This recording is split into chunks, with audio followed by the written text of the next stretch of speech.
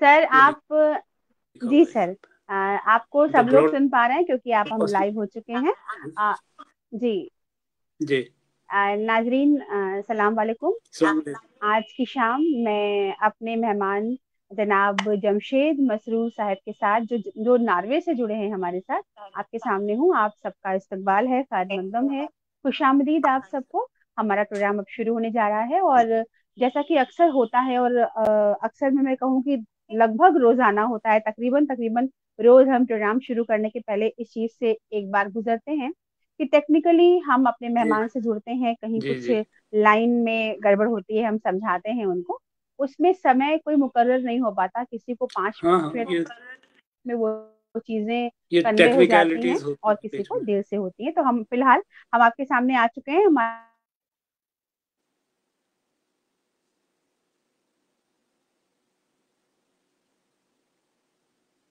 बिल्कुल बिल्कुल बिल्कुल।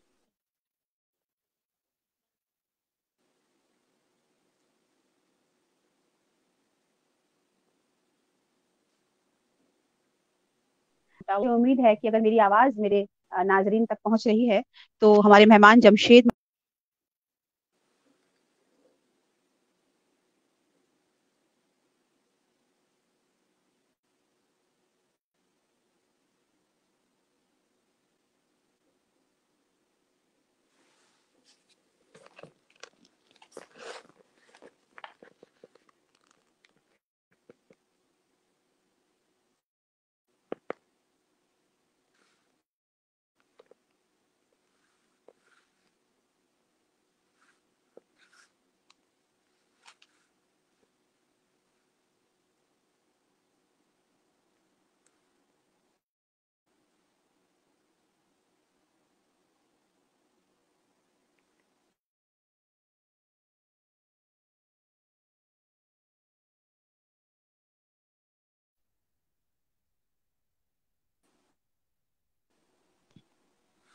मैं वापस से खुद को देख और सुन पा रही हूँ। जमशेद मसरूर साहब, आप मुझे नहीं देख पा रहे होंगे क्योंकि शायद आप इंटरनेट से बाहर चले गए हैं। बहरहाल, इसके पहले कि हमारे मेहमान हमसे जुड़ें, क्योंकि इंटरनेट का पिछले कई दिनों से ऐसा ही बुरा हाल है, मैं आपको बता दूं कि हमारे आज के मेहमान अ, मोहतरम जमशेद मसरूर साहब नार्वे से हमसे जुड़े हुए हैं आज शाम के लिए, जो कि मशहूर शायर हैं, अदीब हैं, ड्रामा निगार हैं और ड्रामा डायरेक्टर हैं। और उर्दू में अपनी एक बहुत अच्छी खासी पहचान रखते हैं। नार्वे में मुकीम है और नार्वे में लगातार वो उर्दू की खिदमत कर रहे हैं। जी, आपका दोबारा से खैर मकदम है जमशेद मसरूर साहब। कुछ आपका फिर से प्रोग्राम में जी कुछ जी जी। हाँ जी, कुछ। हम लोग हाँ जी, कुछ टेक्निकल कुछ। जी बिल्कुल। इसीलिए प्रोग्राम शुरू होने के पहले हम ये हाँ बात पहले से अपने आप को जहनी तौर पे तैयार रखते हैं कि बीच में ऐसा हो सकता है। बहरहाल, हम प्रोग्राम शुरू करते हैं जी अल्लाह का नाम लेकर और इस उम्मीद पर कि जी प्रोग्राम जरूर, हमारा बिस्मिल्लाह। अपनी आखिर तक पहुंचेगा। और मेरा पहला सवाल आपसे है, जो कि हम रोजाना अपने मेहमान से पूछते हैं। उस सवाल के पीछे हमारा मकसद ये होता है कि हम एक अदीब, एक शायर, एक उर्दू की जो एक हस्ती है, उसके बारे में ऑथेंटिक इंफॉर्मेशन उससे ही पा सकें और उसको एक डॉक्यूमेंटेशन के तौर पे सहेज कर महफूज रख सकें अपने पास। तो मेरा सवाल सर पहला आपसे यही होगा कि आप अपनी इब्तिदाई जिंदगी के बारे में बताएं, अपनी तालीम, अपना सफर, और आप नार्वे कैसे पहुंचे, आप कब से नार्वे में हैं, नार्वे तक आप पहुंचे कैसे, इस बारे में तफसील से हमको आप बताएं। अ, वो कुछ ऐसा है कि वापस जाना पड़ेगा मुझे तारीख में, काफी साल पीछे, कई साल पीछे। तो उसमें ये है जी कि बिल्कुल बिल्कुल। ये सवाल हमारे मेहमानों को टाइम मशीन में बैठाकर बहुत पीछे ले जाता है और हमें भी अच्छा लगता है जानना उनके बारे में। हाँ जी जी जी। हाँ जी हाँ जी। तो वो ऐसा है कि जब तकसीम हुई, पार्टीशन जब हुई, तो उससे पहले हम कपूरथला में रहते थे, मेरी फैमिली। पुराने ज़मानों से कपूरथला में, आप पता है ना आपको कपूरथला कहाँ है?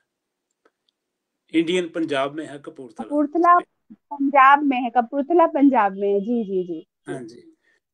तो वहाँ से हम फिर जी। माइग्रेट करके तो चले गए पाकिस्तान में, एक शहर है गुजरात। तो मेरी इब्तदाई तालीम और मेरा कॉलेज जो था वो गुजरात में ही था। ज़मींदार कॉलेज उसका नाम था, बड़ा सादा सा नाम है कॉलेज का, लेकिन कॉलेज इतना सादा नहीं था। तो वहाँ से जब तालीम मुकम्मल की तो उसी ज़माने में शायरी तो शुरू, ज़ाहिर है, हो ही चुकी थी। तो क्योंकि इसमें यह है जी। कि मेरे खून में भी शायरी है, मेरे दादा भी शायर थे, साहब ओह किताब। वाह, और क्या बात, मेरे वालिद क्या मरहूम बात। भी जी। दादा की किताब आज भी मेरे पास है, जो 1926 में हम्म। कपूरथला में पब्लिश हुई थी।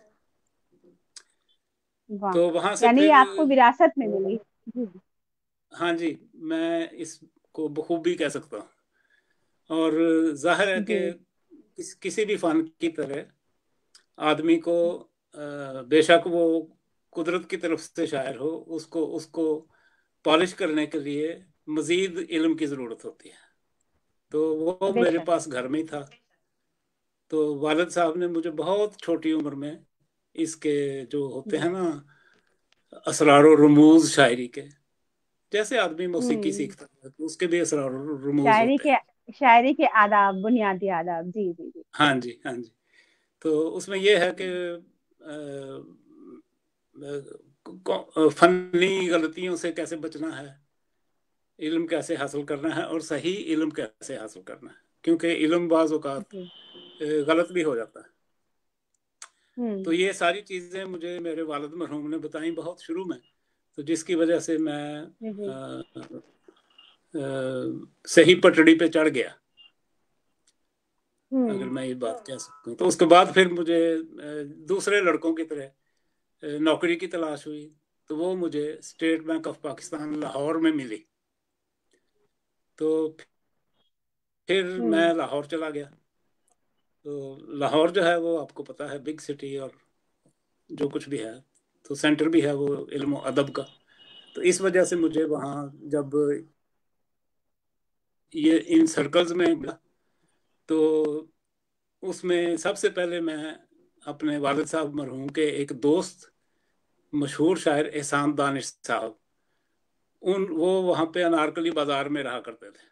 तो मैं उनके पास गया, मैंने जाके उनको हम्म। बताया। तो बड़े खुश हुए वो देख के मुझे। तो इस तरह वहाँ पे अब्दुल हमीद अदम साहब से भी मेरी मुलाकात हुई। जब मैं हम्म। रेडियो स्टेशन में मुशायरों में जाया करता था, तो वो भी मेरी फैमिली से वो भी आशना थे। मेरे एक कज़न हम्म। थे बड़े, मिलिट्री अकाउंट्स में, तो अदम साहब भी मिलिट्री अकाउंट्स में थे। तो इस तरह हम्म। उनसे भी दोस्ती, और पर बाकी जो भी लाहौर में लोग होते थे तो उनमें मैं भी था। तो बड़े अच्छे शायर वहाँ पे मौजूद थे उस जमाने में भी। तो हम्म। जब वो अहद मुकम्मल हुआ, तो फिर आगे से आपके रास्ते कुछ और होते हैं जिनका आपको नहीं पता होता। तो बेशक अचानक मेरा बेशक। एक मेरे दो तीन दोस्त अचानक वारद हो गए कहीं से। हम्म। तो मुझे कहने लगे कि तुम भी हमारे साथ चलो, यहाँ क्या कर रहे हो। तो वो उन दिनों हम्म। कोपनहेगन में रहते थे, डेनमार्क में। तो डेनमार्क, मेरे कोपेनहेगन। पास एक मोटरसाइकिल होती थी, एक हम्म। मोटरसाइकिल होती थी मेरे पास। तो मैंने कहा इसका क्या करूं, उन्होंने कहा इसे बेचो। तो मोटरसाइकिल मैंने बेच दी, हम्म। और मैं वो टिकट वगैरह उनके साथ लेके मैं अभी कोपनहेगन चला गया। तो कोपनहेगन में एक महीना मैं अपने दोस्तों के पास रहा हुआ। हाँ, कुछ और दोस्त भी मिल गए। मैं हम्म। आ, आ, आपका प्रोग्राम अमेरिका में भी सुना जा रहा है, वहां से एक मैसेज मुझे आया है। तो जी जी जी। आ, वहाँ एक बड़ी अच्छी शायरा है कानिया, उनकी तरफ से मैसेज आया। हम्म। तो अरे वाह, इस क्या तरह बात फिर है। कोपनहेगन से मैं फिर ओस्लो चला आया। यहाँ भी कुछ दोस्त हम्म। रहते थे। तो फिर दाना पानी कुदरत में यहीं का लिखा हुआ था, तो फिर मैं यहीं का हो गया। बेशक बेशक हाँ बेशक। जी, तो मेरे ख्याल में हम्म। ये एक बड़ा अच्छा फैसला था उस वक्त भी। तो बेशक। दूसरा ये था कि मैं फ्री बर्ड था, अभी शादी वादी नहीं हुई थी, तो थोड़ी सी आज़ादी थी कि मैं हम्म। कहाँ जाऊँ, कहाँ किधर किधर का रुख हाँ। इख्तियार करूँ। तो हम्म। ये कुछ इस तरह नार्वे पहुंचने का ये था जी। कि लाहौर से होता हुआ नार्वे कैसे चला है। तो क्या अगर बात है। कहानी जारी रखूं थोड़ी सी, तो उसमें यह है कि once a poet always a poet, उसने अपना कुछ ना बिल्कुल। कुछ करना होता है। बिल्कुल हाँ। जी। तो पहले तो 2-3 साल तो स्ट्रगल में गुजर गए, जुबान भी नहीं हम्म। आती थी, काम भी नहीं मिलते थे, जुबान आएगी तो काम मिलेगा ना। तो हाँ। मुझे बहुत अच्छे एक नॉर्वेजियन फैमिली से इंट्रोडक्शन हो गया। उन्होंने मुझे अपने घर ही रख लिया, और वहीं से उन्होंने कहा कि तुमने अगर यहाँ रहना है तो जुबान भी सीखो। हम्म। तो उन्होंने मुझे घर में जुबान पढ़ानी शुरू कर दी। तो इस तरह मेरा हम्म। इजी टिकट था जुबान तक, कि उनके पास रहता था, वही मुझे सिखाते थे। और फिर यूं हुआ कि मैंने कहा कि ये इस तरह तो बात नहीं बनेगी। मैंने अपनी एक मेरी पोएम थी, to smuggler rulers, hmm. Smuggler हुक्मरानों से, उनके नाम पे मेरी एक नज्म हम्म। थी। उसको मैंने हम्म। ट्रांसलेट किया नॉर्वेजियन जुबान में। तो वो बड़ी हम्म। इनकलाबी नज्म थी। तो वो मैंने हम्म। यहाँ के सबसे बड़े अखबार को भेज दी, उसकी ट्रांसलेशन। तो उन्होंने उसको पॉलिश पुलिश करके उसको पब्लिश कर दिया। तो इस तरह मेरी एंट्री नॉर्वेजियन पोइट्स में हो गई। तो फिर आगे अल्लाह ताला ने रास्ते खोलने शुरू कर दिए। तो काफ़ी काफ़ी अच्छा, ये सफ़र भी बड़ा अच्छा रहा। जब मैं अपने सही सर्कल्स में पहुंच गया नॉर्वेजियन पोइट्स में, हम्म। तो उससे फिर मेरी हम्म। आगे से डेवलपमेंट शुरू हो गई, मेंटल डेवलपमेंट जो होती है ना। क्योंकि हाँ। आप जब दूसरों से मिलते हैं, दूसरे कल्चर में जाते हैं, तो जो होस्ट कल्चर होता है उससे आप बहुत कुछ सीख सकते हैं, अगर आप सीखना चाहें बेशक तो। बेशक। हाँ और जी। जी। तो जी सर। इस तरह मुझे, और उन्होंने अपने अंदर जगह देना शुरू कर दी, मुझे अपने मुशायरों में बुलाना शुरू कर हम्म। दिया, नॉर्वेजियन मुशायरों में। हम्म। मैंने खुद नॉर्वेजियन जी। जुबान में पोइट्री शुरू कर दी लिखनी। तो वाह वाह वाह, क्या बात है। हाँ जी। तो फिर इस तरह अल्लाह ताला रास्ते खोलता चला गया। रास्ते बिल्कुल अल्लाह ताला रास्ते खोलता है। और कहते हैं हिम्मते मर्दा मर्दे खुदा, जो खुद अपनी हाँ मदद जी। करते हैं, हिम्मत करते हैं, तो ऊपर वाला उनकी मदद करता है, रास्ते खोलता है। आपने एक बड़ी हाँ जी। खूबसूरत बात कही sir, once a poet always a poet. मुझे लगता है कि पोएट पैदा ही होता है, बॉर्न पोएट होते हैं कुछ, और आप जैसे खुशकिस्मत लोग जिनको विरसे में मिला होता है शायरी का आदाब, तो ये बहुत खास बात होती है उनके लिए। वो कहीं भी रहें, वो किस अगर उनके हाथ में कागज का इतना बड़ा पुर्जा भी है, तो वो कुछ ना कुछ शेरो शायरी उस पर, कोई मिसरा टांगते रहते हैं उस पर, उसके बगैर वो रह नहीं पाते। और बहुत ही हाँ खूबसूरत जी। सी बात। अब मैं ये सोच रही हूँ कि कपूरथला इंडिया से चलकर हाँ जी। लाहौर पाकिस्तान और फिर नार्वे, तो बेशक ये सफर जारी रहा और रहना जरूरी भी है, क्योंकि आप जैसे लोगों की ही बदौलत हम कह पाते हैं कि सारे जहां में धूम हमारी जुबान की है, क्योंकि पूरी दुनिया में आप लोगों ने उसको फैलाया है अपनी जमीन से। जैसे खुशबू होती है वो एक बाग में अ, खिले हुए फूल से होती जरूर है, लेकिन खुशबू किसी एक बाग में नहीं रह सकती, ना ही खुशबू को किसी एक बाग में रहना चाहिए। उसको पूरे जी। आलम में फैल जाना ही खुशबू का मिजाज है, और उसे वैसा ही होना चाहिए। और जो आपने बताया, काम्या माशा। जी हमें अमेरिका से देख रही हैं, आपको मैसेज किया है, मैं काम्या जी को सलाम भेजती हूँ। अमेरिका से वो हमें देख रही जी। हैं। और मैं आपको बता दूं कि आपको बेशक हम लोग का प्रोग्राम आप आप जैसे लोगों की दुआओं से, आपके ताउन से, आपकी प्यार से, खुलूस से, पूरी दुनिया में जहां जहां उर्दू के नाम लेवा लोग हैं, वहाँ पे तहरीक बकाए उर्दू का नाम लिया जा रहा है। हमारी जो हर शाम हाँ, की जो गुफ्तगू होती है, जो हमारे सदर बिल्कुल। प्रोफेसर इरफान आरिफ साहब की कोशिशों से रोज शाम हम एक माशाल्लाह। बड़ी शख्सियत को लेके आते हैं, और हमारे साथ डॉक्टर मुश्ताक अहमद वानी साहब, और हमारे नायब सदर जनाब जावेद अनवर साहब भी इंटरव्यू लेते हैं इस पर। बहुत बड़ी हाँ जी। मयारी गुफ्तगू होती है हर शाम, सुनते हाँ हैं जी सब। तो बिल्कुल। आज शाम भी आपको लोग सुन रहे हैं, मैं उनका सलाम आप तक पहुंचा दूं। जनाब हमीदुल्लाह खान साहब आपको सुन रहे हैं, जनाब मोहम्मद इकबाल साहब आपको सुन रहे हैं, आपके अलावा मोहतरमा फरहत परवीन साहिबा आपको सुन रही हैं, माशाल्लाह माशाल्लाह।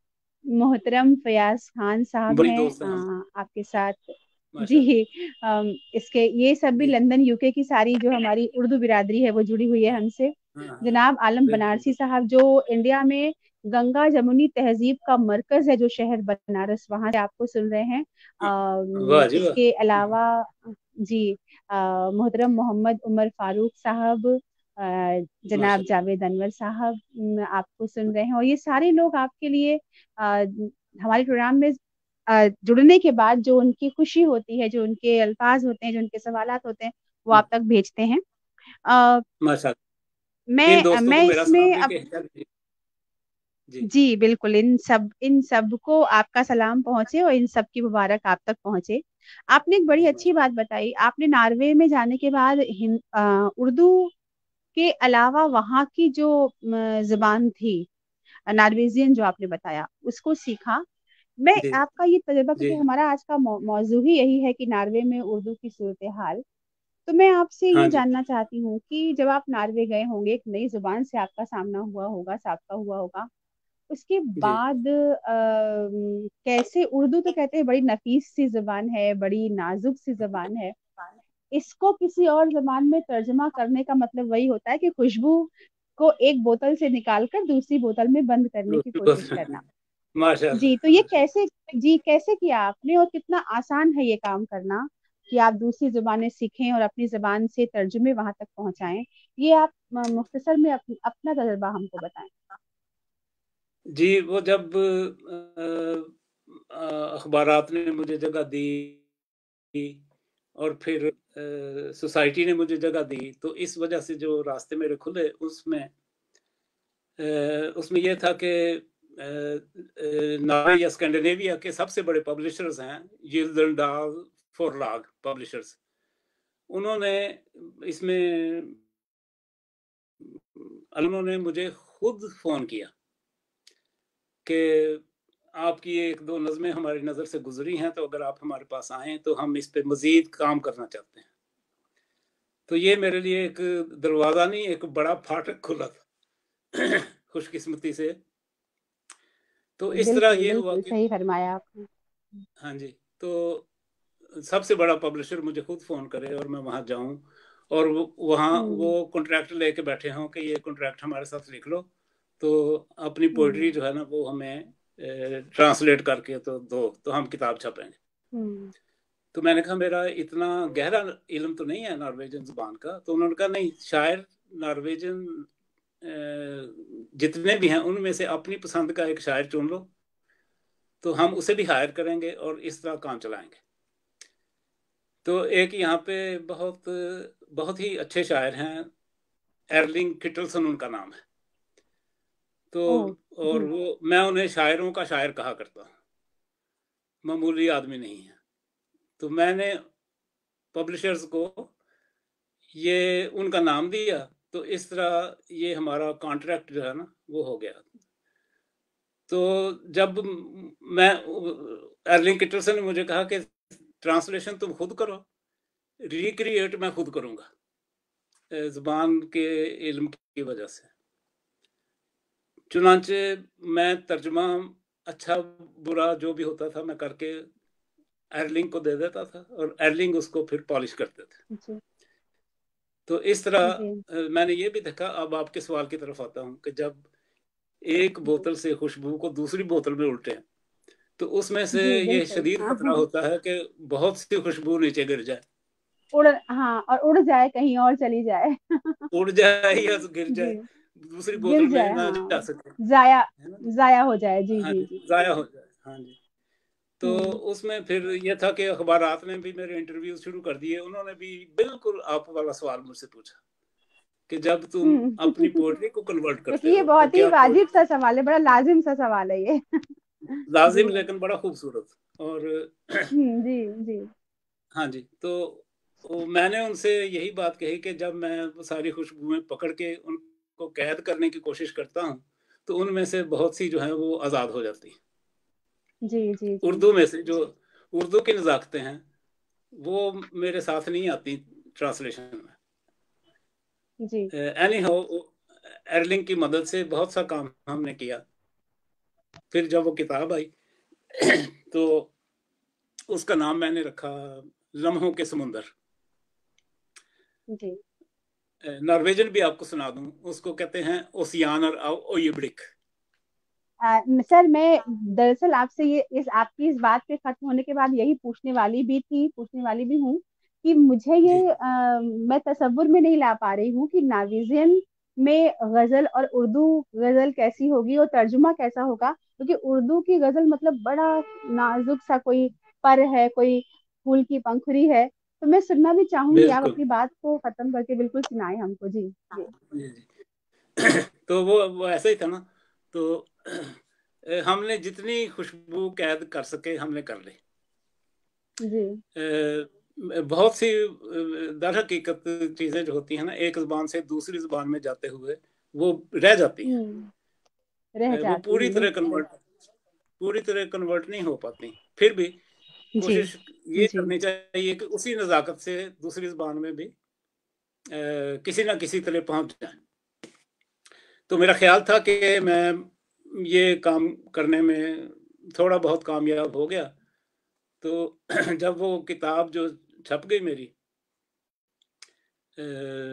लम्हों के समुंदर के नाम से, नॉर्वेजन जुबान में वो थी, बाइलिंगुअल।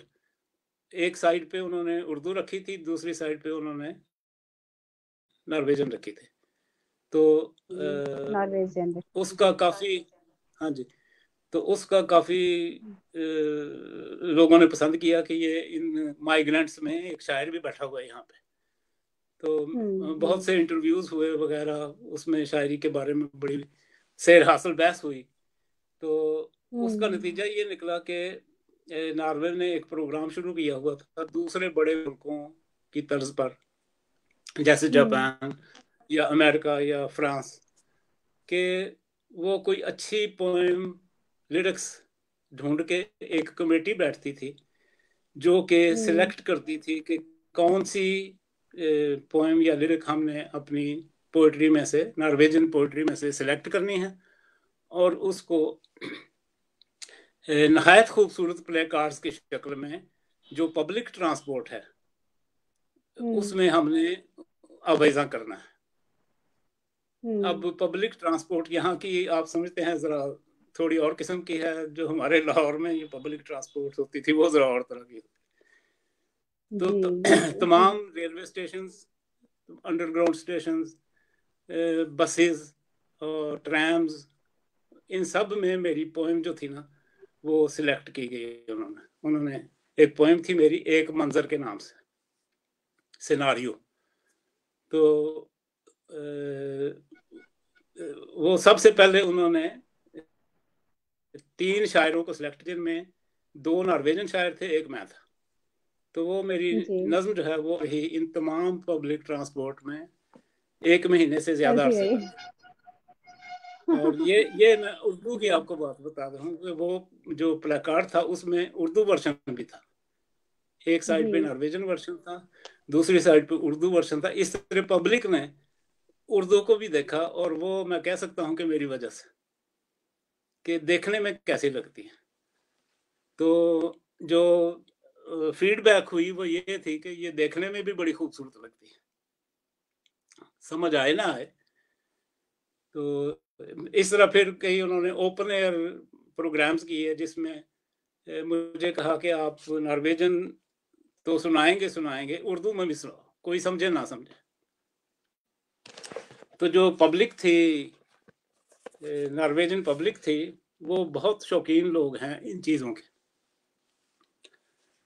तो इस तरह मैंने बड़े बड़े चौकों में, रेस्टोरेंट्स में मुझे इनवाइट किया जाता था, वहाँ जाके तो मैं वो अपनी नज़्में वगैरह सुनाया करता था। ये एक बड़ा एक मेरे लिए गोल्डन पीरियड था कि मेरी वजह से जी उर्दू जी जो है सर जी। वो मेरे साथ उर्दू जो है वो भी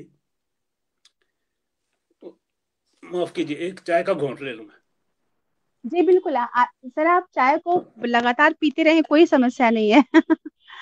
आप चाय, क्योंकि हम माजरत चाहते हैं, हम माजरत ख्वाह हैं कि हम आपको अपनी महफिल में बुलाकर, गुफ्तगू में बुलाकर हम चाय आपको पेश नहीं कर पाते हैं अपने तो मेहमानों को, इस ये दूरी की वजह से। नहीं नहीं, ये भी आपकी तरफ आप से है, बेशक मैंने चाय पहले ही पीते बना रहें, के रख दी मुझे, थी आपने। जी बिल्कुल, मुझे अच्छा लगेगा हम सबको, आप चाय पीते रहें, उसमें एक जी, गर्माहट थैंक जो यू, होती है वो थैंक यू, आपकी आवाज में और बातचीत में भी आएगी। जी। जी। थैंक यू, थैंक यू, शुक्रिया। तो इस तरह उर्दू जो है ना, वो नॉर्वे के लोगों ने दुनिया को कभी नहीं देखा था पहले। ये बड़ा आइसोलेटेड कंट्री है, आपको पता है। तो अंग्रेज जो हैं वो तो दुनिया में फिरते रहे हैं ना, तो ये इतना ज़्यादा एक्सपोज नहीं हुए थे। तो ये हम लोगों के आने की वजह से इनको पता चला कि ये किस तरह के लोग हैं, बुरे भले जैसे भी हैं। तो इस तरह मेरा ये सफ़र जारी रहा। फिर मेरी दूसरी किताब आई, वो भी बाइलिंगुअल थी। फिर मैंने कुछ ट्रांसलेशन नहीं कहूँगा, रिक्रिएशंस की, बड़े नॉर्वेजन शुआरा जी। की। तो इस जी। तरह का मैं एक तरह का बन गया, पुल बन गया बीच में। जी। जी। जी। जी। और जी सर, मैं एक चीज आपकी इसी बात को आगे बढ़ाते हुए अपने सवाल का की एक कड़ी जो है वो यहाँ पे जोड़ते हुए, ताकि बात और तफसील से हम समझ सकें। हाँ जी, गजल जो है वो उर्दू का एक फन है, उर्दू राइटिंग है। हम ये मानते हैं कि गजल उर्दू में ही लिखी जाती है, बहुत हुआ तो हिंदुस्तानी में या हिंदी में लिखी जाती है, या जी, जी, हिंदुस्तान की जबान, कुछ पंजाबी में भी गजल के तर्जमे हुए हैं।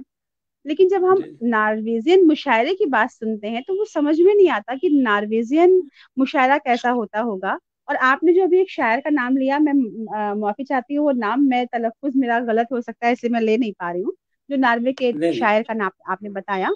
तो वो क्या, जिस तरह के रदीफ, काफिया, बहर, ये लिखने के जो तरीके उर्दू में होते हैं, गजल को लिखने के जो जी, टेक्निक्स होती हैं, नार्वे जी, जी, या नार्वेजियन लैंग्वेज में क्या गजल लिखी जाती है, या उर्दू के तर्जुमे ही वो गजल होते हैं? और जब हम तर्जुमा करते हैं, क्योंकि आप, हम तर्जुमे पे बात तो नहीं कर रहे हैं, लेकिन हम बात कर रहे हैं नार्वे में उर्दू की सूरत हाल पर, और जाहिर है जी, फिर मुशायरे की बात भी होनी ही होनी है। और फिर ये सवाल हाँ, आना हाँ, ही आना है कि जब आप नार्वेजियन में गजल को लेके आएंगे या नज्म को लेके आएंगे, तो जी। वहां पे उर्दू की नफासत कितनी रह जाती है? क्या हम नार्वेजियन में कोई गजल सुन सकते हैं आपसे, जिसका आपने तर्जुमा, जिसको आपने नार्वेजियन में किया हो? हाँ जी, मैं गज़लें भी हैं, मेरी नज़में भी हैं नॉर्वेजियन ज़बान में। जब मैंने नॉर्वेजियन में लिखी तो विद इन नो टाइम उसी कम्युनिटी ने फिर मेरी एक नज़म सेलेक्ट की और फिर उसे पब्लिक ट्रांसपोर्ट में अवेज़ा किया। तो मेरी 3 पोएम्स जो है ना, वो पब्लिक ट्रांसपोर्ट में अब तक अवेज़ा हो चुकी हैं, अपनी-अपनी बारी पे। जी। जी। तो उसमें गज़ल लेकिन का ये ये है तरीका कि मुझे बड़ा अच्छा लगा कि एक अच्छी गजल को पब्लिक ट्रांसपोर्ट में अगर आप लगा दें तो वो उसको तमाम लोग लगातार पढ़ते रहते हैं। जी। हाँ जी, वो पोएट्री को पॉपुलर करने के लिए, क्योंकि सोसाइटी जो है, आपको पता है, डेवलप्ड सोसाइटी है, वो ये पोएट्री से तरीका कहीं दूर ना हमें हो भी जाए। इख्तियार, ये तरीका हमारे मुल्क में भी इख्तियार होना चाहिए, क्योंकि हम अक्सर पब्लिक ट्रांसपोर्ट पे इश्तिहार लगाते हैं और कुछ ऐसी बातें लिखते हैं जिनका अदब से दूर दूर तक कोई ताल्लुक नहीं होता। तो अगर हम शायरी, अगर हम अच्छे शेर, अच्छी चीजें वहां पर लगाएंगे तो शायद हमारी जो आवाम है वो भी ज्यादा जान पाएगी और अदब के साथ जुड़ पाएगी। जी। इसका नहायत ही मुस्बत असर होता है, पॉजिटिव ज़हनों पे। पोएट्री जो है वो लोगों की तहजीब करती है, इंसानों को किसी और दुनिया की सैर करा देती है बाज़ औक़ात। तो मुझे पता है कि यहाँ पे कुछ नॉर्वेजियन ख़वातीन और हज़रात मेरे बड़े फ़ैन थे। जहाँ कहीं मेरा नाम सुनते थे कि ये पढ़ेगा वहाँ पे, तो वो लाज़मी वो चेहरे मुझे नज़र आते थे। वहाँ पहले पहुँचे बैठे होते थे। तो इसका मतलब जी। है कि उन्हें वो चीज़ अच्छी लगती थी, शायरी। तो उसमें ये है तो कि सर हम जो सुनना गज़ल जो है, चाहेंगे नार्वेजियन में। हाँ जी, मैं सुनाऊँ मैं गज़ल तो लंबा हो जाता है ना, पोएम छोटी सुना दूँगा 4 मिसरों की ना, नॉर्वेजियन जी। ज़ुबान में। जी बिल्कुल बिल्कुल। जी बिल्कुल। हाँ, पहले वो मैं बात ख़त्म कर लूँ कि गज़ल जो है ना, जी। ये एक्चुअली नॉर्वे में किसी को नहीं पता था गज़ल क्या है। ये हमारा मसला है उधर का। तो सिर्फ पूरे स्कैंडिनेविया में सिर्फ एक गजल रिक्रिएट हुई थी, और वो भी डैनिश लैंग्वेज में, और वो भी किन की? हाफिज शिराजी की। मेरे सामने आने से पहले सिर्फ हाफिज शिराजी की एक गजल, ईरान के नहायत आला शायर थे, वो डैनिश लैंग्वेज में ट्रांसलेट हुई थी मेरे आने से पहले। तो फिर मेरी वजह से जो एर्लिंग किटलसन, जिनका मैंने बताया ना आपको, एर्लिंग किटलसन, उन्होंने मेरे इन्फ्लुएंस की वजह से उन्होंने खुद भी एक ओरिजिनल गजल लिखी जी बिल्कुल जी। अपनी एक किताब में। लेकिन वो ये है कि ये वो कहते हैं कि बड़ी खूबसूरत चीज लगती है, और गजल जो है वो, एक एक लेडी ने मुझे यहाँ कहा कि जब तुम गजल कहते हो ना, तो वो ऐसे लगता है जैसे एक मीठी स्ट्रॉबेरी किसी ने मेरे मुंह में रख दी। क्या बात ये है, वाह वाह। बहुत खूबसूरत, ये जी जी। ये गजल का लफ्ज ऐसा है खूबसूरत। हाँ तो बेशक। जी। है ना, मुंह में पिघलने वाला, बिल्कुल जैसे मीठा पिघल जाता है बिल्कुल। मुंह में। बिल्कुल तो बिल्कुल। मैंने उनको फिर हाँ, ये वहां भी यही है कि जो चीज जिस चीज से आप कनेक्ट कर सकते हो, उनको वो स्ट्रॉबेरी जैसा ही आया होगा। हम होते तो कहीं इतर से उसको जोड़ते, हम कहीं गुलाब की पंखुड़ियों से जोड़ते। गुलाब जामुन पंखुड़ी कह एक देते गुलाब, हैं। नहीं, पंखुड़ी एक गुलाब की सी है, वैसे हम कुछ गुलाब की कहते। सी है, बिल्कुल हाँ, बिल्कुल। हाँ, नहीं वो बात ये उन्होंने अपने ऐसी लेकिन, खूबसूरत की ना कि हाँ, तो गजल का जी लफ्ज जब बेशक सुनते बहुत हैं तो खूबसूरत बात क्यों है। लगता है कि बेशक, स्ट्रॉबेरी रखी है मुंह में। हाँ जी। बिल्कुल तो बिल्कुल जी जी। इस तरह ये है कि काफिया रदीफ वाला मसला तो यहाँ कोई नहीं है, और चूंकि जी डेवलपमेंट दूसरी तरफ होगी हुई है, तो अब सब यहाँ पे जो पुरानी शायरी जी। होती थी ना, जिसको हम कह सकते हैं मुख्तलिफ तरीकों से बंधी हुई शायरी, वो नहीं करते यहाँ पे। हम्म। अब सब प्रोज पोएम्स लिखते हैं, नसरी नसरी नज्म जो होती है। जी जी नसरी जी। नज़में लिखते हैं। पूरे यूरोप हम्म में यही हाल है। तो वो जो सॉनेट्स होती हम्म थी या इस तरह की चीजें पुरानी होती थी ना, वो छोड़ गए हुए हैं ये। हम्म। तो अब जी नसरी नज़म होती है, लेकिन उसमें जो जुबान की खूबसूरतियां होती हैं वो बदरजाए हम्म। उत्तम मौजूद होती जी है। बिल्कुल। तसन्नो बीच में से निकाल दिया हुआ है, लेकिन जो हम्म थॉट है इन इट सेल्फ, हम्म वो हम्म वही होता है, और नहायत शायराना थॉट होता है। लेकिन जो होता है ना इश्क और मोहब्बत का पहलू, वो खत्म हो गया हुआ है। हम्म। वो जी जी। इंसानी हम्म जिंदगी, इंसानी नफ्सियात और इस तरह के जो मसाइल होते हैं ना, हम्म उनकी शायरी उन पे है, और बड़ी खूबसूरत शायरी है, सिर्फ समझने हम्म वाली होती है। तो इनके जो हम्म। मजामीन हैं वो हमारे वाले नहीं हैं, क्योंकि वो इश्क इनका हम्म। प्रॉब्लम नहीं रहा। जिसे जी ना। चाहे कह दें, जिसे जी चाहे ना जी। कहें। कोई बिल्कुल कोई बिल्कुल बुरा भी नहीं सही है। मनाता। जी बिल्कुल। तो वो प्रॉब्लम नहीं है हम उनका। हम जो इधर पूरब वाले हैं, चाहे वो पाकिस्तान हो हिंदुस्तान हो, ऐसे जहाँ पे हम बहुत हाँ शर्मो जी, हया में, बहुत पर्दों में, बहुत हिजाब में, बहुत हाँ चीजों जी, को रखते हैं और नफासत को, नजाकत को, जाहिर है, मासूमियत को जाहिर तरजीह देते हैं। बिल्कुल। हम है। हाँ जी, खुल के कहने वाली बात भी नहीं कहते, और उर्दू इस नहीं, चीज को बहुत अच्छे से निभा पाती है। जी, हाँ जी, इशारों में बहुत अच्छे कहने वाली तरीके। बात को। जी जी। हाँ जी, हाँ जी, बहुत अच्छे तरीके से कर पाती है, हम्म लेकिन मैंने कहा ना कि इनका जो बेसिक हम्म। प्रॉब्लम है ना वो नहीं रहा। हाँ, वो वो नहीं रहा हमारा बिल्कुल। प्रॉब्लम होता था ना कि ना ही प्रॉब्लम रहा, और ना ही इनकी प्रायोरिटी पे रहा वो हमेशा।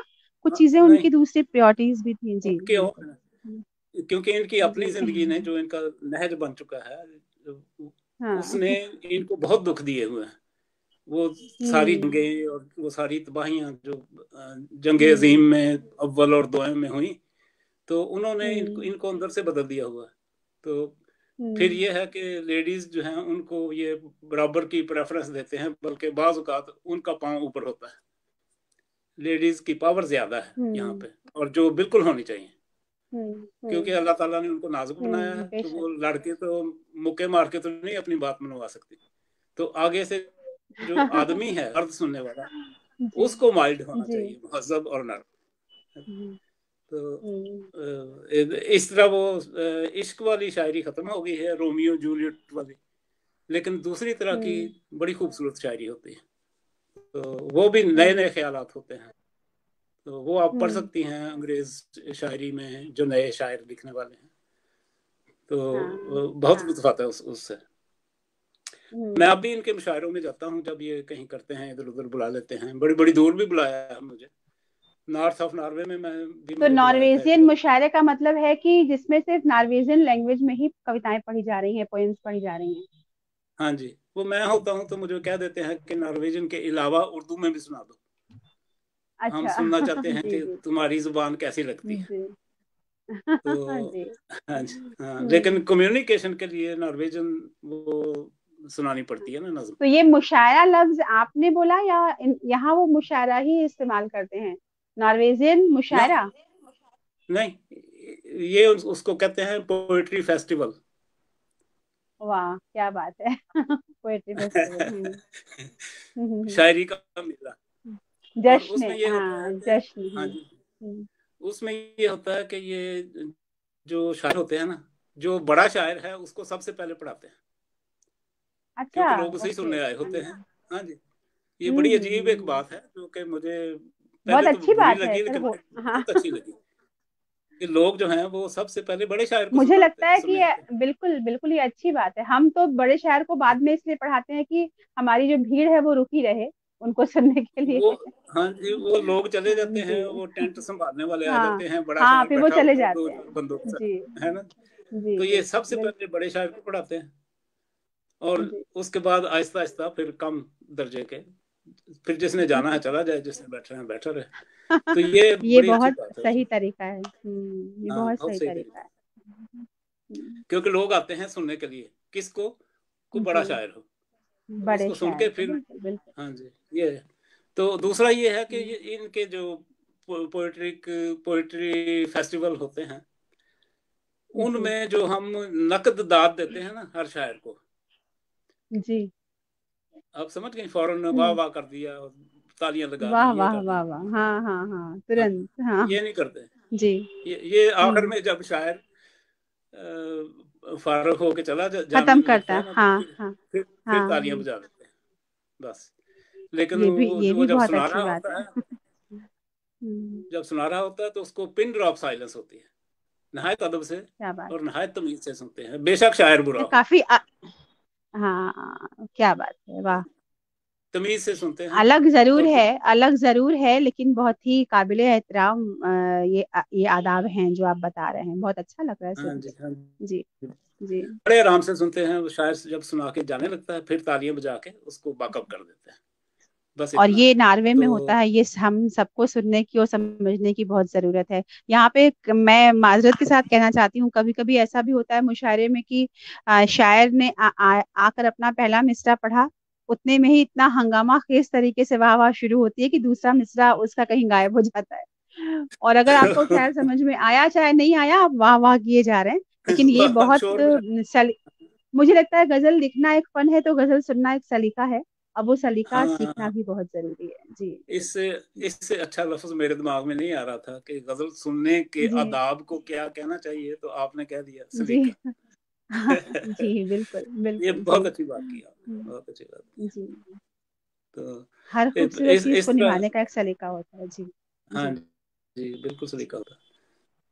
तो इस तरह फिर ये सर, सर वो नॉर्वे में एक पोयम सुनने के लिए मैं बहुत देर से, हम सभी मतलब मेरे नाजरीन भी मुझे लगता है कि जी जी, इंतजार कर ही रहे होंगे, क्योंकि बहुत अंदर से एक खलबली मची हुई है मुझे ये सुनने की। हाँ और मैं साथ में ये भी जानना चाहूंगी कि जब आप नॉर्वे पहुंचे, लाहौर कपूरथला ये सारा सफर करते हुए, और एक नई जुबान जी से आपका सामना हुआ और आपने उसको जी, सीखा, ये जानकर ये समझ कर कि इसको सीख कर ज्यादा अच्छे तरीके से आप अपनी जुबान की बका कर पाएंगे। तो एक हाँ जी। सवाल मेरा ये है कि नार्वे और उर्दू में दोनों जबानों में आपस में कितना वो अलग हैं और कितना दोनों में मुमासलत है?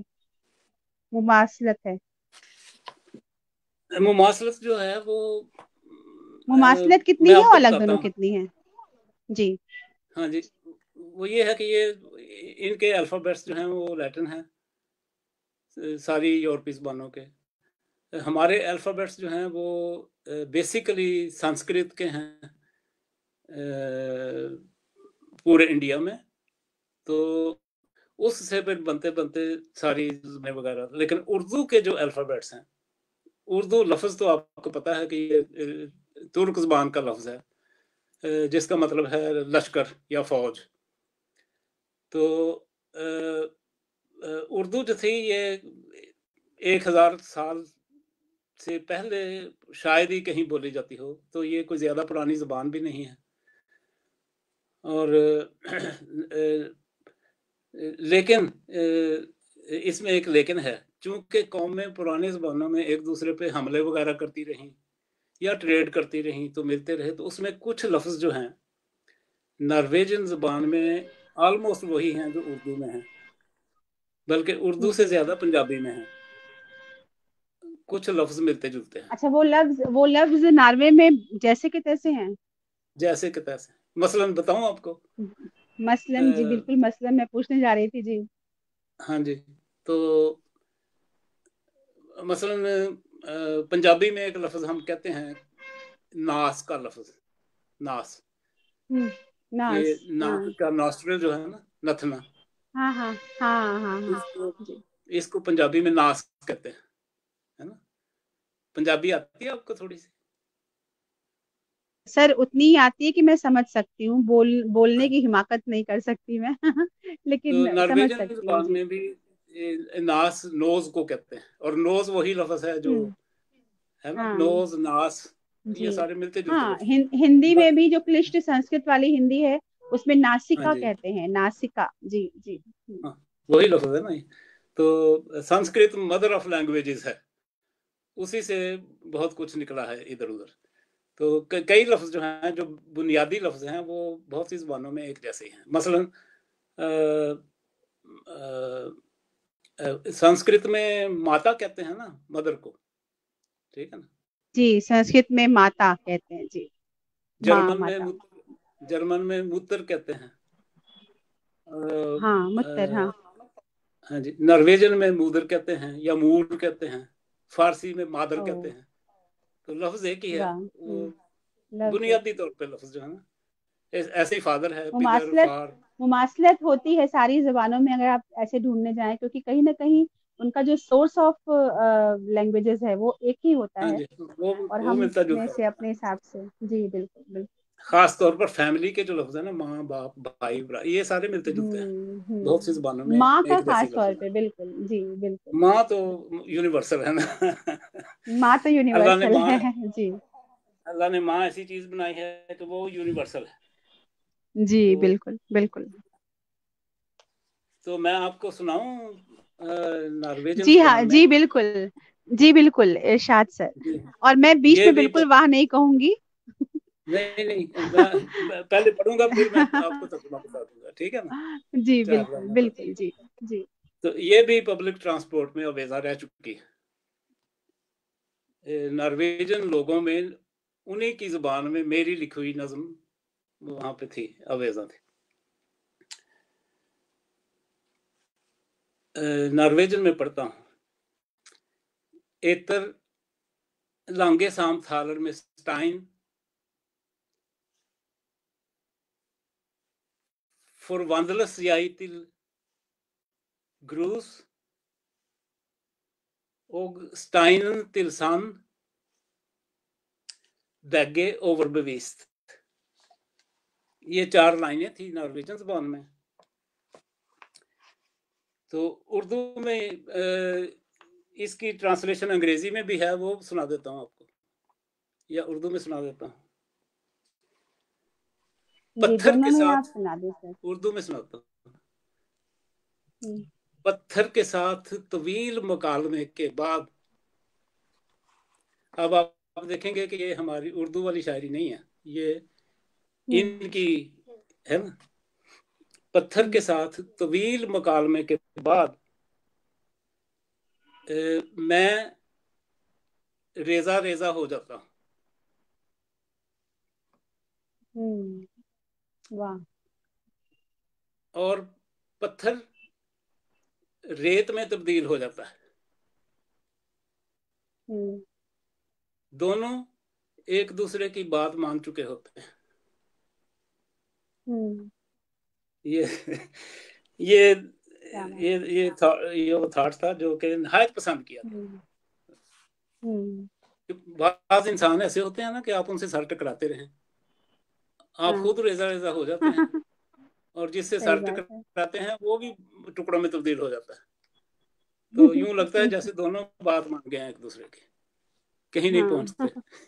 सही, तो बिल्कुल ये थी सही बात है। नॉर्वे और की कहानी। थॉट हाँ जी। थॉट इतना गहरा है, अगर थॉट को समझ लिया जाए तो बहुत बड़ा फलसफा भी खुलता है, और बहुत और जरूरी हाँ भी है। जी। शायद हमारे हमारे मुल्कों में भी अब ये मान लिया गया है कि इश्क ही सब कुछ नहीं है शायरी के लिए, इश्क से ज्यादा आगे जाके भी कुछ और लिखा जाना जरूरी है। सारी सारी हाँ। जिंदगी पड़ी होती है ना जी?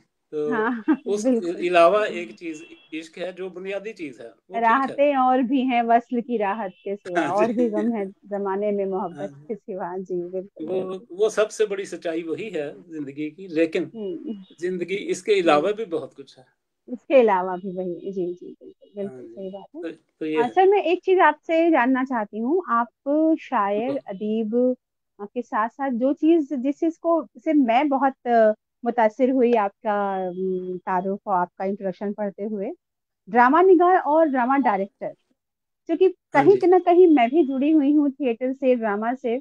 तो मुझे लगा कि माशाल्लाह। काफी मैं कुछ जरूरी बात आपसे पूछ पाऊंगी, कुछ जरूरी इंफॉर्मेशन मुझे आपसे मिल पाएंगी। तो मैं जानना हाँ जी। चाहती हूँ कि ड्रामा, जाहिर है कि आप उस वक्त पहुंच चुके थे नॉर्वे, तो नॉर्वे के हिसाब से उसी जुबान में ही आपने लिखा होगा, वहीं के मौजू को आपने लिया होगा, वहाँ की मसाइल को ही आपने बनाया होगा थीम उन ड्रामा जी का। तो ये कैसे जी। है? और साथ साथ जो हमारा आज का मौजू है, मैं उसको भी ले लूं साथ में, कि नॉर्वे हाँ में जी। उर्दू ड्रामा क्या खेले जाते हैं, लिखे जाते हैं क्या? नॉर्वे में उर्दू ड्रामा से कोई, जैसा हम लोग मानते हैं कि थिएटर बदलता है जमाने को, आपकी सोच को बदलता हाँ है, थिएटर के जरिए हाँ आप जी। हजारों चीजें एक साथ कह सकते हैं, बहुत हाँ जी। गहरा असर होता है थिएटर का, ड्रामा का। क्या यही रोल बिल्कुल। नॉर्वे में भी है थिएटर का, और बिलखुसूस उर्दू थिएटर का, उर्दू ड्रामा का? और आपने क्या क्या लिखा है, और उसके बारे में थोड़ा हाँ सा जी। हम जानना चाहते वो उसमें ये है कि एक तो मेरा अपना इधर उधर का शौक था, शायरी भी है, अफसाने भी लिखे, वगैरह वगैरह। तो उसके साथ इधर भी शौक था, ड्रामा का भी शौक था। अ, कुछ ऐसा हुआ कि ओस्लो का सबसे बड़ा जो थिएटर है, थिएटर हॉल जो है, और नहायत रिस्पेक्टेबल, उसको कहते हैं नेशनल थिएटर। तो नेशनल थिएटर का जो बोर्ड था, बोर्ड ऑफ डायरेक्टर्स, उन्होंने मुझे भी उसमें चुन लिया। तो मैं काफी साल उनके उसमें रहा, बोर्ड ऑफ डायरेक्टर्स में। तो एक्टर से, एक्ट्रेसेस से, लिखने वालों से मेरा एक रहता था ताल्लुक या मुकालमा रहता था उनसे। तो जब मैंने वो लिखा तो मैंने एक्चुअली, यहाँ पे जो पब्लिक ज़्यादा है वो पंजाब से ताल्लुक़ रखती है। पाकिस्तान से भी, इंडिया से भी काफ़ी लोग हैं पंजाबी बोलने वाले, जो उर्दू भी समझते हैं सारे। तो मैंने 2 ड्रामे लिखे यहाँ पे, और उनको मैंने स्टेज भी किया। अ, अ, उसमें ख़्याल ये रखा, ज़ुबान का मसला आ गया ना, तो ये है कि 100% उर्दू का ड्रामा तो हम नहीं लिख सकते थे, क्योंकि जो यंगस्टर्स आते थे, उन पाकिस्तानी हो, इंडियन हो, उनको उर्दू इतनी ज़्यादा नहीं आती कि वो फिल फॉर समझ जाते कि क्या था। तो फिर मैंने उसका रास्ता ये निकाला कि एक गुलाबी ज़ुबान तैयार करो, जिसमें कोई एक्टर जो है वो उर्दू में बात करे, हैं। जी। दूसरा उसको पंजाबी में जवाब दे, तीसरा उसको नॉर्वेजन में जवाब दे। यानी ये एक मिला सर, जुला। ये बड़ा खूबसूरत टर्म आपने इस्तेमाल किया, गुलाबी जुबान। हाँ तो क्या ये आपका अपना आपकी अपनी इमेजिनेशन है, आपका अपना इन्वेंशन है, क्या है ये? क्या वो लश्करी जबान जैसा ही आप जो बता रहे हैं कि कोई पंजाबी बोले, कोई उर्दू बोले, कोई नॉर्वेजियन बोले, क्या ये हाँ जी। गुलाबी जबान क्या चीज है? मुझे अचानक से। जी। ये इम्तिजाज को मैंने गुलाबी कहा है। मिली जुली। जैसे आप आइसक्रीम खाएं तो उसमें कई रंग होते हैं, मिक्स मिक्स फ्लेवर जैसे होते हैं। मिक्स फ्लेवर जो होती है ना, तो आइसक्रीम के कई हम्म। रंग होते हैं, अलग अलग भी मिलती है, इकट्ठी भी हाँ। मिल जाती है। तो इसी तरह जी वो बिल्कुल। उसमें कामयाब इसी तरह होना था कि जो सामाइन है वो सारी बातें समझे। तो जी। उसमें मैंने एक्टर भी रखे, कोई नॉर्वेजियन एक्टर रखा, कोई पाकिस्तानी एक्टर रखे, कुछ लड़कियां रखी, कुछ इंडियन लड़कियां, तो जिनको हम्म। नॉर्वेजियन जुबान भी आती थी। तो ये बड़ा खूबसूरत वो एक इम्तजाज रहा कि जब वो बोलते थे तो बड़ी क्लैपिंग होती थी जबरदस्त, क्योंकि जो फिक्र क्या पंजाबी बात। का जबरदस्त उस पे क्लैपिंग आती क्या थी, बात। लेकिन उसी तरह जबरदस्त नॉर्वेजियन के फिक्रे थे जिन पे के बड़ी क्लैपिंग होती थी। तो क्या मुझे बात। वो थिएटर वालों ने बाद में कहा कि ये लफ्ज थे उसके, जो डायरेक्टर था थिएटर का ना, वो जी। कहने लगा कि ये तुमने क्या जादू किया है इन पे, कि मैं तो बाहर उनके कह सुन के परेशान हो गया। हाँ। तो मैंने कहा कि ये सारा जुबानों जी। का एक मिक्सचर था, जिसमें कि हम्म। मेरी मेरे लिए आज़ादी की बात यह थी कि मैं नहायत ताकतवर फिक्रें लिख सकता था, नॉर्वेजन में हम्म। भी, पंजाबी में भी, उर्दू में भी। तो उस तरह बड़ा मजा आया। हम्म। तो ये दो ड्रामे किए। फिर वो हमारा एक दोस्त है यहाँ पे, पाकिस्तानी है, टोनी उस्मान उनका नाम है, तो उनको वैसे एक्टर बनने का शौक है। तो एक दो ड्रामे हम्म। उन्होंने भी किए। हाँ जी, टोनी ने भी किए एक जी। दो ड्रामे। और जी। ख़ास तौर पे नॉर्वे के एक दुनिया भर में मशहूर ड्रामेटिस्ट हैं और शायर, हेनरी जी। गिब्सन उनका नाम है। तो जी। हेनरी गिब्सन की आप कुछ चीज़ें पढ़िएगा।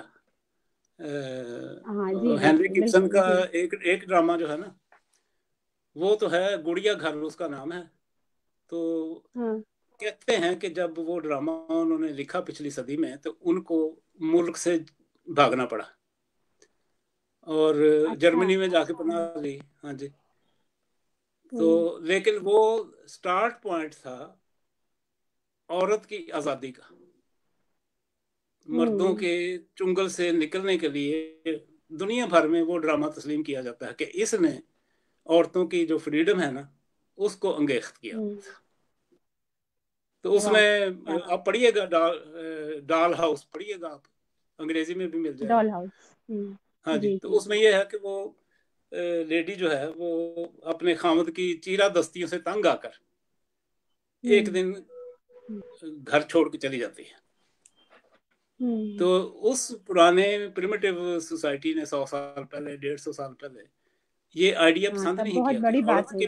बहुत औरत बड़ी की बात क्या रही मजाल होगी है, उससे। है जी, कि अपना हाँ। घर छोड़ के चली जाए, ये कैसे हो सही सकता है। बात। जी जी। लेकिन वहीं से फिर बुनियाद पड़ी निस्वानी आज़ादी की।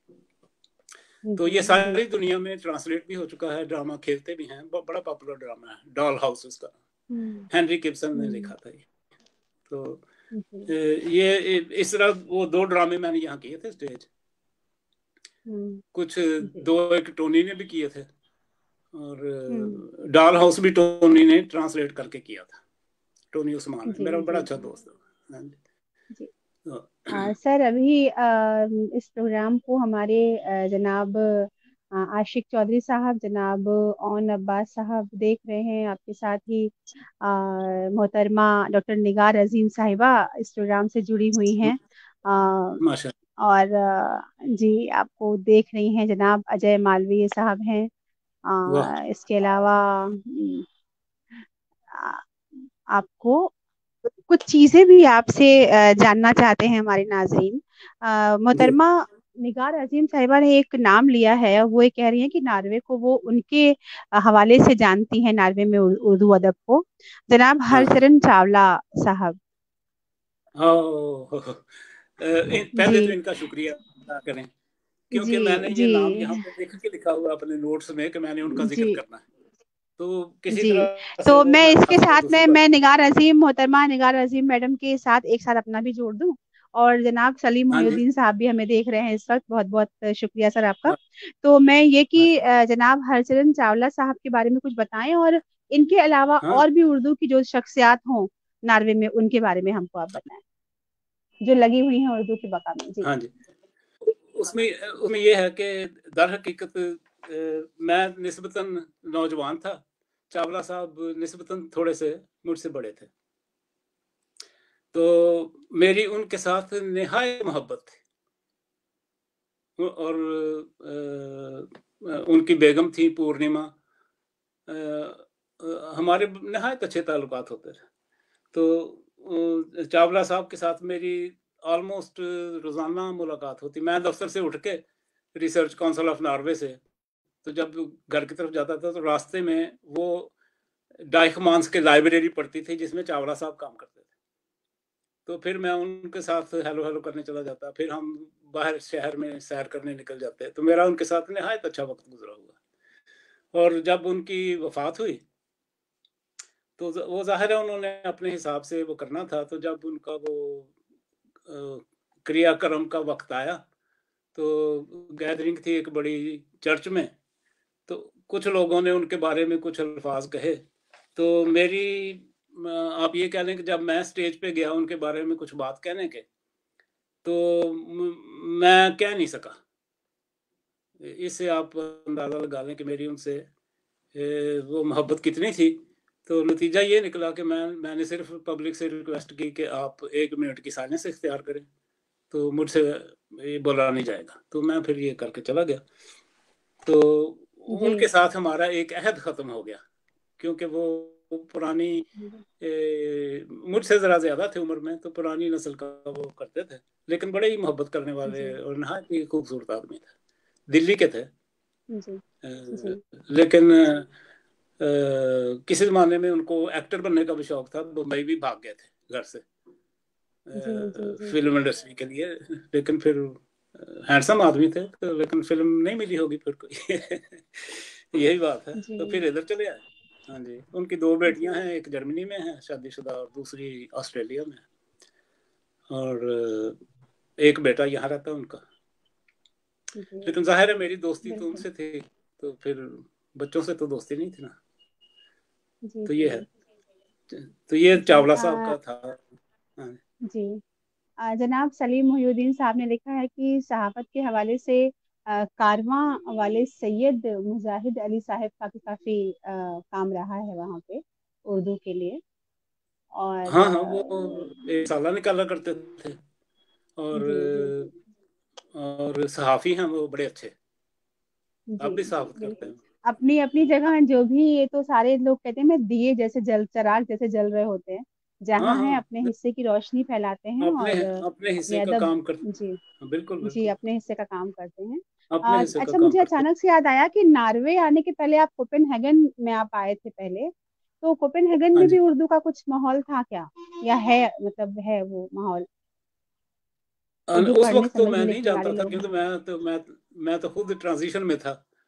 तो मेरी सिर्फ दोस्ती थी एक डैनिश लेडी थी, बैची, उनसे। मैं उन्हीं के घर में रहा, बैची के घर में। तो फिर वो मेरे पास यहाँ भी आती रही, ओस्लो में भी। नहायत हसीन और जमील खातून थी, बैची उनका जी नाम था। तो लेकिन फिर जी जब मैं नॉर्वे में सेटल होने के बाद मैं फिर कोपेनहेगन से को दरियाफ्त करना शुरू किया कभी कभी जाके, तो उसमें भी दोस्त हैं, शायर हैं, जी इकबाल अख्तर साहब हैं, फिर हमारे एक दोस्त हैं जो रेडियो में काम करते थे, नसर मलिक साहब हैं। और जी और भी कई दोस्त हैं, पर वक्त नाम याद नहीं आते ना। तो ये दो नाम मेरे सामने जेहन में आए, तो वो मैंने कह दिए। मुझे लगता है जमशेद मसरूर सर की जहाँ जहाँ भी उर्दू वाले होंगे, उर्दू बोलने वाले होंगे, अगर वो दो लोग भी कहीं जाकर बस गए हों, वहाँ मुकीम हो गए हों, तो वो हाँ जी। ऐसा करते ही होंगे कि वहाँ उर्दू का माहौल बन जाए। उन्हें करना चाहिए, ये फर्ज भी है उनके ऊपर कि अपनी जबान को जहाँ वो रहें तो उसको वो फैलाएं। और हाँ हाँ एक और नाम लिख रहे हैं जनाब सलीम मोहिउद्दीन साहब, अनीस अहमद भी नॉवेल नॉवेल निगार हैं वहाँ पे, उनका उन्होंने नाम लिखा है। हाँ मैं हाँ। आपसे। जी जी जी। जी बोले आप सर, आप मेरे कुछ ख्याल कह में रहे थे। उनका एक नावल आया हुआ है उनका। हाँ एक नॉवेल आया। तो हाँ। मैं आपसे अब आखिर, क्योंकि हमारी बातचीत का जो वक्त है वो भी अब धीरे धीरे खत्म होने वाला है आज के ओ माय लिए। गॉड, तो मैं एक इतना मैं छोटा वक्त, मैं एक इतना जी इतना इतना थोड़ा छोटा, वक्त। जी, दिन गिना करते थे, इस दिन गिने जाते थे इस दिन के लिए। जी बिल्कुल, एक शेर है। वस्ल हाँ का जी, हाँ दिन जी, हाँ। और इतना मुख्तसर, दिन गिने जाते थे इस हाँ दिन के लिए। जी। हाँ जी, ये ज्यादा तो मुख्तसर सर होता है। एक मैं हाँ एक बहुत जरूरी सवाल करना चाहती हूँ, हमारी बातचीत के हाँ जी, खत्म हो जाए उससे पहले, कि जी किसी भी जबान, किसी भी अदब की बका के लिए जब हम बात कर रहे होते हैं, उसकी कोशिशों की जब हम जिक्र कर रहे होते हैं उसके लिए, तो शायरी, अफसाने, ड्रामा, इन सब के अलावा जो रिसाले हैं, जो मैगजीन्स हैं, जो अखबारात हैं, और हाँ बिलखुसूस जो तंजीमें हैं जो काम करती हैं अपने अपने इलाकों में, उनका भी बहुत जी जी। अहम रोल होता है। तो मैं हाँ जानना हाँ चाहती हूँ कि नॉर्वे में ऐसे किसी तंजीम, ऐसी कुछ तंजीमें हैं, कुछ अखबारात हैं, कुछ रिसाले हैं जो उर्दू में लगातार निकल रहे हैं, उर्दू में लोगों को जोड़ रहे हैं, उर्दू की बका के लिए कोशां हैं? अगर हैं तो आप हमें बताएं उनके बारे में। हाँ जी, हाँ जी, हाँ जी। उसमें ये है कि पहली बात तो ये है कि हर आदमी, वो कोई भी हो, हम सब पे अलकाव होता है 40 साल की उम्र के बाद कि ओहो यार मैं तो शायर हूँ। तो 40 साल की उम्र के बाद कई लोग शायरी शुरू कर देते हैं या कुछ ऐसा। लेकिन उसमें यह है कि एक रसाला तो मैं खुद निकालता रहा हूँ 20 साल, बाज़गश्त के नाम से, जो कि इंडिया में मेरे बहुत दोस्तों को पसंद भी था और उनको मिला भी करता था। और दूसरा ये है कि एक जैसे उन्होंने नाम लिया, वो कारवां के नाम से रसाला निकलता था। अब कुछ ऐसे हैं जो कि इनको मैं कहता हूँ, उनकी रगबत होना ज़रूरी नहीं है, वो वैसे ही अपॉर्चुनिटी के तौर पे निकाल लेते हैं। तो उनका कोई ख़ास वो नहीं है, कभी निकलते हैं कभी बंद हो जाते हैं, कुछ इस तरह के रसाले हैं। तो अखबार तो पता नहीं कोई निकलता है कि नहीं निकलता। अब ज़्यादातर कन्वर्ट भी हो गए जी हुए हैं नेट पे, तो कुछ नेट जी पे भी निकलते हैं। जी। और ऑनलाइन, आजकल तो ऑनलाइन पोर्टल्स का हाँ जमाना है, तो हाँ ऑनलाइन, जी हाँ, ऑनलाइन भी कुछ उर्दू की चीज के ऐसी वेबसाइट्स या अखबारात, इनके लिए कुछ टैलिंग भी ऑनलाइन भी अगर हो निकलते रही हैं। हो, या हाँ फिर आपको लगता है अगर ऐसा कि अभी कम है और इनकी ज्यादा होनी चाहिए और होना चाहिए इनके बारे में? नहीं, उसमें ये है ना कि अगर मैं कहूँ कि जी हमने उर्दू की तलवार के साथ सारी दुनिया फतह कर ली है, तो उसमें थोड़ी सी वो गड़बड़ हो जाती है। वजह यह है कि आप जिस मुल्क में रहते हैं, मसलन मैं नॉर्वे की बात करता हूँ, तो किसी भी ज़ुबान की तरोीज उस सूरत में मुमकिन है जब उससे नौकरी भी मिल सके। ठीक है ना? आपको अंग्रेज़ी आती है, आपको अंग्रेज़ी की नौकरी मिल जाएगी। लेकिन उर्दू, नॉर्वे में तो उर्दू इस तरह नहीं है। तो अगर वो उर्दू थोड़ी बहुत यहाँ ज़िंदा भी है, तो एक्चुअली उन बीवियों की वजह से है जो कि वहाँ शादी करके अपने खामद यहाँ ले आती हैं। तो वो एक नया खून मिल जाता है उर्दू को। जी। ये आपने बहुत अगर कमाल की और बहुत ही गजब की बात बताई, लेकिन ये भी बहुत अहम बात है कि हाँ जी, हाँ जी। जिस पर एक तफसीली बात हो सकती है। तो यानी सही नया बात है, खून और वो मिलता लोग रहता भी बहुत, जी बिल्कुल, और जिन लोगों ने उस मुल्क को अपने लिए इंतखाब किया है कि हमें वहां रहना है, उन और है। हाँ वहां जी, रहकर वो अदब के लिए काम करें, क्योंकि आपने बात बहुत सही कही है सर, कि इंसान जबान या कोई भी तालीम तभी लेने की कोशिश करता है जब उससे उसको फायदा हो, उसको नौकरी मिले, उसको रोजी रोटी मिले। तो सीधी जहाँ सी पर बात। जिन चीजों, जी सीधी सी बात है, और शायद इसीलिए जब हम बकाए उर्दू की बात करते हैं तो हम आखिरी में यही पूछते हैं कि इसकी बका के लिए आप हाँ नई जी, नस्लों के लिए कोई मैसेज दें। हाँ नहीं, आ, उसमें ये एक है कि चीज, मैं 14 साल में जी यूनिवर्सिटी ऑफ ओस्लो में उर्दू पढ़ाता रहा हूँ। जी ना सिर्फ नॉर्वेजियन स्टूडेंट्स को, बल्कि उसमें जी फिर पाकिस्तानी भी आ जाते थे, यंगस्टर्स। जी जी जी तो फिर गवर्नमेंट ने एक और भी बनाया कि ओस्लो कॉलेज जो है, उसमें जो पुराने जी टीचर हमने रखे हुए हैं उर्दू जुबान के बच्चों को जी पढ़ाने के लिए, जिनके जी पास कोई डिग्री शिग्री नहीं था, तो जी उनको अपग्रेड करें।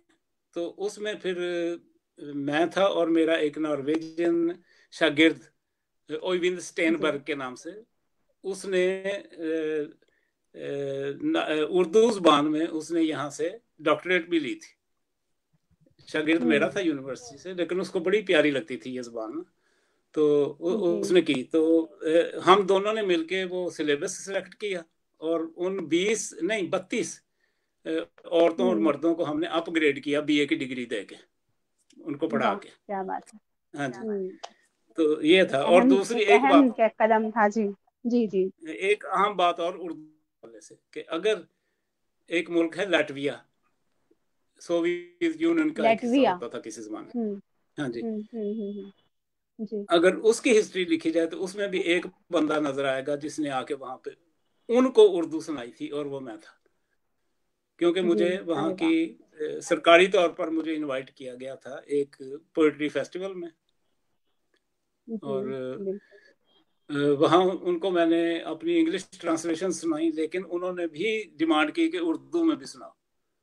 तो जी। ये मेरा बहुत बड़ा क्रेडिट है कि लाटविया में जाके उर्दू शायरी सुनाना हर किसी का क्या काम बात। नहीं है। आप बिल्कुल बिल्कुल अगर आप आप मुझे माफ सलाम के करें। मुस्तहिक हैं।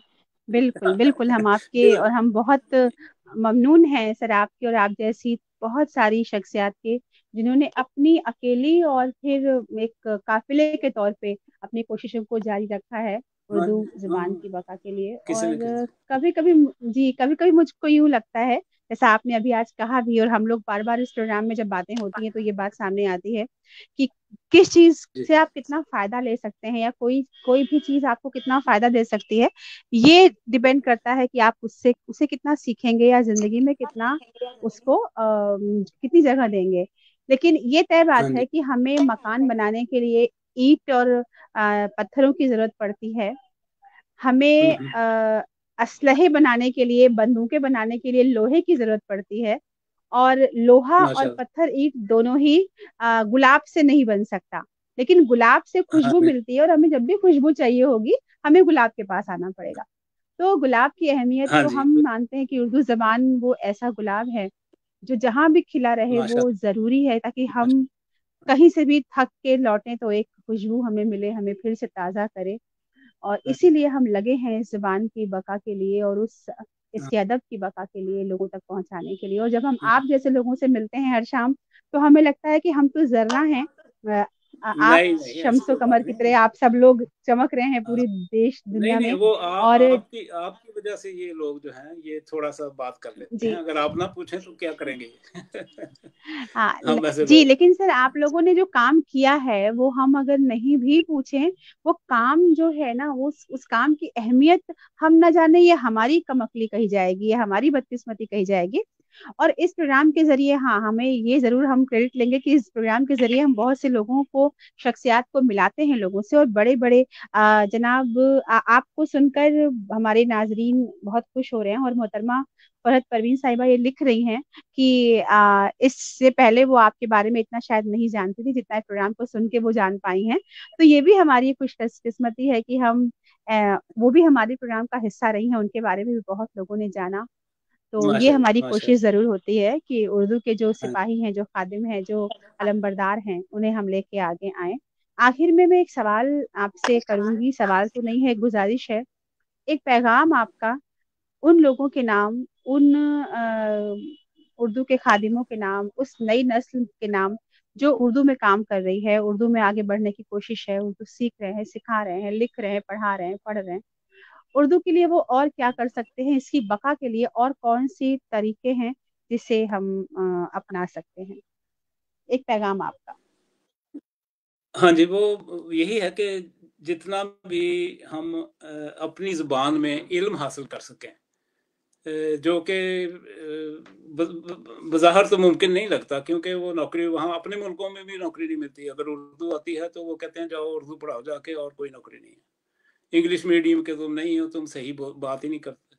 तो अपनी ज़ुबान पे शर्मिंदा होने के बजाय अपनी ज़ुबान को हम जितना भी ज़्यादा रुतबा देंगे, उतना हमारा अपना रुतबा बढ़ेगा।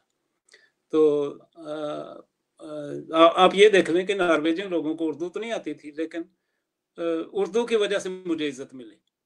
तो ये है कि अपनी ज़ुबान को आप जितना मर्जी डिग्रेड नहीं करना चाहिए। अपनी ज़ुबान को दुनिया में तरक्की देने के लिए सारे काम करने चाहिए, लिखने पढ़ने के जो भी हैं। और वैसे ये है कि पाकिस्तान या इंडिया में शायरों से कम लोग उनको पैसे दें ना दें, मोहब्बत ज़रूर करते हैं। शायर लोग पॉपुलर बड़े होते हैं, अच्छे शायर। तो ये भी उर्दू की तरवीज का एक सिलसिला है। तो इस तरह दूसरा ये है कि थोड़ी सी तसल्ली मैंने आपको दी है कि नॉर्वे में उर्दू इतनी जल्दी ख़त्म नहीं होगी, क्योंकि एक सप्लाई लाइन जारी है वहाँ से शादी करके आने वालों की, मर्द हो या औरत, तो वो उर्दू तरोताज़ा रहती है उनके आने की वजह से। तो बिल्कुल ही वो भूल नहीं गई हुई लोगों को, तो वो ताज़ा लोग आते रहते हैं और अच्छी उर्दू जो है वो जारी रहती है। उसमें कमी मैंने कोई नहीं देखी किसी किस्म की, इन लोगों के आने की वजह से, बिल्कुल। जो शादी की वजह से आ जाते हैं। जी जी, बहुत बहुत शुक्रिया आपका मोहतरम जमशेद मसरूर साहब। और जैसा कि यहाँ हमारे नाज़रीन कह भी रहे हैं और मैं ये महसूस कर पा रही हूँ कि आप जैसे मल्टी डायमेंशनल पर्सनालिटी से मैं बात करूँ तो उसके लिए बहुत वक्त चाहिए, और मुझे खुद भी बहुत चीज़ें जानने को और सुनने को समझने को आपसे बाकी रह गई हैं। बहुत कुछ सुनना था, बहुत कुछ आपसे पूछना था, लेकिन वक्त इशारा करता रहता है जब वो जी जी 1 घंटे हमारे हो मैं समझ जाते हैं। गया। इसी बीच जनाब शहनाज रहमत साहब, जी, मुझे लगता है कि वो हैं। और फिर जनाब इम्तियाज गोरखपुरी साहब हमें सुन रहे हैं, बहुत बहुत शुक्रिया आपका। मा, अ, माशाल्लाह। स- हमारे सदर प्रोफेसर इरफान आरिफ साहब सुन रहे हैं, और मैं जी, बिलखुसूस प्रोफेसर इरफान आरिफ साहब का शुक्रिया ज़रूर अदा करूंगी, क्योंकि एक तो उन्होंने मुझे मौका दिया है इंटरव्यूज करने का। मैं जो कि माशाल्लाह। बुनियादी बुनियादी तौर पे हिंदी से आती हूँ, लेकिन मुझे मालूम है कि हिंदी का मतलब ही है हिंदुस्तानी बोलने वाले लोग। वो हाँ हमारी जो जुबान है और जिसमें उर्दू से ही सब कुछ निकलता है, वो सारी हाँ खुशबू जो है, वो इतर जो है, वो उर्दू का है। तो मुझे ये मौका सदर साहब देते हैं, और तहरीक बकाए उर्दू के इस प्रोग्राम में मैं आप जैसी शख्सियात से मिलकर अपने आप को बहुत तरोताज़ा और पहले से ज़्यादा अमीर महसूस करती हूँ, कुछ जान पाती हूँ। शुक्रिया अदा करूंगी आपका, आपने इतना बेशकीमती समय दिया। और इससे पहले कि हमारा प्रोग्राम खत्म हो, मैं अपने नाजरीन के साथ एक छोटी सी खबर, जो कि ये खबर तो पुरानी हो चुकी है, लेकिन तहरीक की ओर से जी, मैं ये कहना चाहती हूँ। कल मशहूर मारूफ शायर जनाब मुजफ्फर हनफी साहब इंतकाल फरमा गए हैं। माशाल्लाह। और सारे लोगों ने इस पर बड़ा अफसोस जाहिर किया, और तहरीक बकाए उर्दू भी बिल्कुल, उनको खिराज अकीदत पेश करता है। मैं एक बिल्कुल, शेर उनका, जनाब मुजफ्फर हनफी साहब का शेर आप सबके साथ साझा करना चाहती हूँ कि झरना बने हुए हो, कोई तुमसे क्या मिले। झरना बने हुए हो, कोई तुमसे क्या मिले, उतरे पहाड़ से तो समंदर से जा मिले। वाह तो बहुत ही खूबसूरत, माशाल्लाह। बहुत खूबसूरत शायरी किया करते थे वो। बहुत बड़ी हाँ जी, हाँ जी। शख्सियत थे। उन पर बोलने की मेरी तो बिल्कुल, कोई मेरा कद नहीं है, लेकिन हाँ, तहरीक बकाए उर्दू की ओर से मैं उनको, उनके लिए ऊपर वाले से दुआ करूंगी कि उनको वो जन्नत ज़रूर, अ, माशाल्लाह। नसीब करे, और उनकी रूह को जी, तस्कीन आप मिले, सिर्फ़ ये उनके बता घर दें कि वालों को ये। जी आप इतनी साफ़ उर्दू कैसे बोलती हैं? जी, बस आप सारे लोगों की, मैं तो कहूँगी आप जैसे जो हमारे, मैं कभी मिली हूँ चाहे नहीं मिली हूँ, लगता है ये सारे ही मेरे उस्ताद हैं, जिनसे, जिनको पढ़ते पढ़ते मैं बड़ी हुई, जिनको मैं, जिनके साथ, जिनको पढ़ के मुझे ये तहजीब आई। कहते हैं ना कि सलीके से बोलने की तहजीब आ जाती है। और शायद मैं माशाल्लाह, उस जगह से हूँ जहाँ पे गंगा जमनी तहजीब है, जहाँ पर हम जबान को अदब से और सलीके से बोलना जानते हैं। और कहीं ना कहीं मैं ये मानती माशाल्लाह। हूँ सर, कि मेरे अंदर कुछ जैसे एक ऊपर वाला कुछ नाजिल करता है, तो शायद वो नाजिल की गई मेरे ऊपर, मैं यही कह सकती हूँ। मुझे नहीं मालूम कि इस लफ्ज के माशाल्लाह। कितने क्या मानी लोग निकाल सकेंगे, लेकिन मुझे लगता है, क्योंकि मुझे भी बड़े लगता है मानी। कि हाँ, मैंने उर्दू, जी, उर्दू मैंने, मेरी पढ़ाई उर्दू में नहीं हुई है, लेकिन मैंने बाद में उर्दू सीखी, लिखना पढ़ना, मैंने 1 साल का कोर्स किया। और आप सब लोगों से बात करके मैं कमाल रोज है। कुछ और उर्दू सीख जाती हूँ। जी, तो बहुत बहुत शुक्रिया आपका माशाल्लाह। सर, बहुत तहरीक साफ़ की ओर ज़ुबान, से। बहुत साफ़ ज़ुबान। शुक्रिया आपका आपका। शुक्रिया, और आप लोगों का, इरफान साहब का शुक्रिया, आप साहब का शुक्रिया, और तमाम सामाईन का जी जो जिन्होंने वक्त निकाला, क्योंकि इसके लिए वक्त निकालना पड़ता है। और जी ये है कि आपसे बड़ी एक अच्छी लाइट मोड में खूबसूरत गुफ्तगू हो गई। जी आपका बहुत जी शुक्रिया। जी, बहुत बहुत शुक्रिया सर। और नाजरीन, आपका भी बहुत बहुत शुक्रिया, आप हर शाम की तरह हमसे जुड़े। एक बार फिर वही वादा हमारा, कल शाम 5 बजे आपसे मिलने का, एक नई शख्सियत के साथ। और कल आप जिनसे मिलेंगे उनसे मिलके बेशक आपकी शाम बहुत ही खुशगवार होने वाली है। तो हमारे साथ रहिएगा, कल शाम आपसे हम फिर मिलेंगे। तब तक अपना ख्याल रखिए, अपने अपनों का ख्याल रखिए। अल्लाह हाफिज, शब्बा खैर। इंशाल्लाह। इंशाल्लाह। ओके, शब्बा खैर, शब्बा खैर।